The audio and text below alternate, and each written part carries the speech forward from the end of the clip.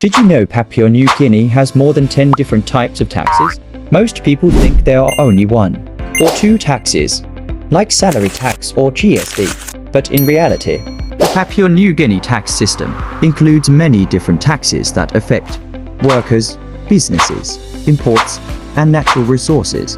In this video, I will explain the major taxes in Papua New Guinea and how they work.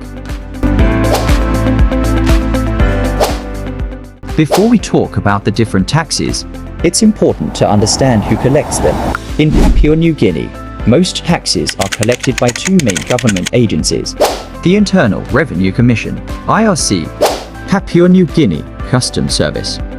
The IRC collects taxes related to income, businesses, and GST, while PNG Customs collects taxes on imported goods and certain products entering the country.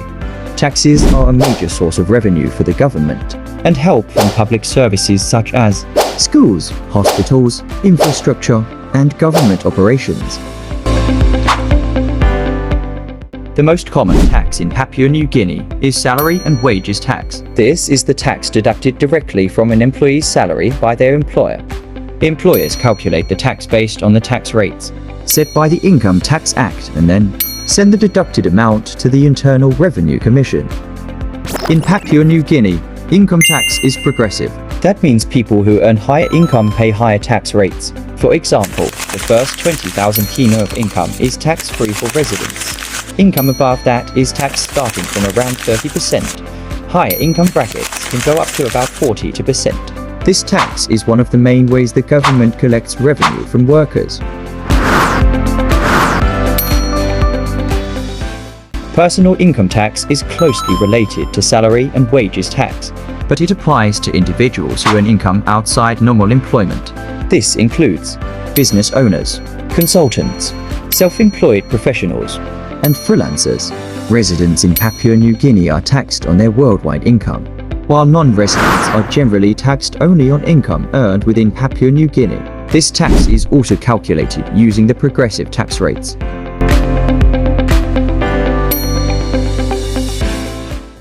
Businesses operating in Papua New Guinea must pay corporate income tax on their profits. For most companies, the standard corporate tax rate is around 30% on taxable profits. However, some industries may have different tax arrangements, particularly large sectors such as mining, petroleum, natural gas. These industries sometimes have special taxation rules negotiated through resource agreements with the government.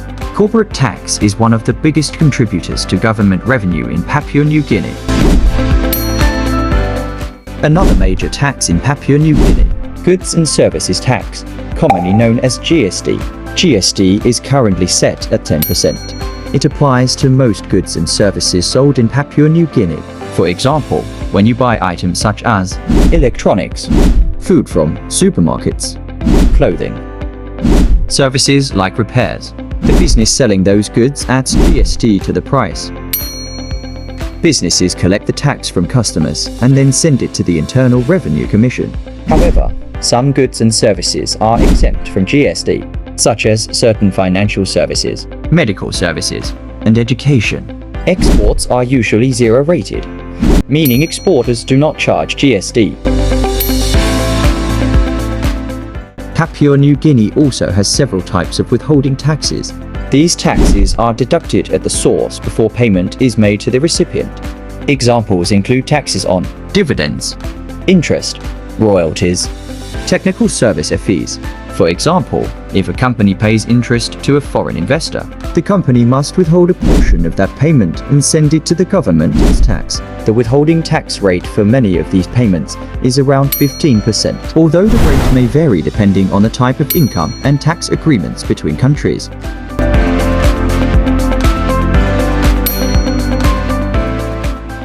Another tax used in Papua New Guinea is business payments tax, often called BPT. This tax applies to certain payments made between businesses, especially in industries like construction and services. The purpose of BPT is to ensure that businesses properly report income and comply with tax obligations. In many cases, a small percentage of the payment is withheld and credited toward the business's final income tax liability. Papua New Guinea also collects taxes on goods entering the country. These include customs duties and excise taxes. Customs duties are taxes charged on imported goods. The amount depends on the type and value of the goods being imported. Excise taxes apply to certain products, such as alcohol, tobacco, fuel, and motor vehicles. These taxes are partly designed to raise government revenue and partly to regulate consumption of certain goods. There are also several smaller taxes and duties in Papua New Guinea, including land tax, which may be charged by provincial governments, stamp duty on certain legal transactions, export duty on some resources like timber. These taxes are not as widely discussed but still form part of the overall taxation system. So overall, Papua New Guinea has more than 10 different types of taxes. The main taxes they experience are salary and wages tax, goods and services tax. Businesses and investors deal with many additional taxes such as corporate tax, withholding taxes, and customs duties. Understanding these taxes helps individuals and businesses comply with the law and better understand how the government raises revenue. If you found this helpful, follow PNG Tax Facts for more simple explanations about taxation in Papua New Guinea.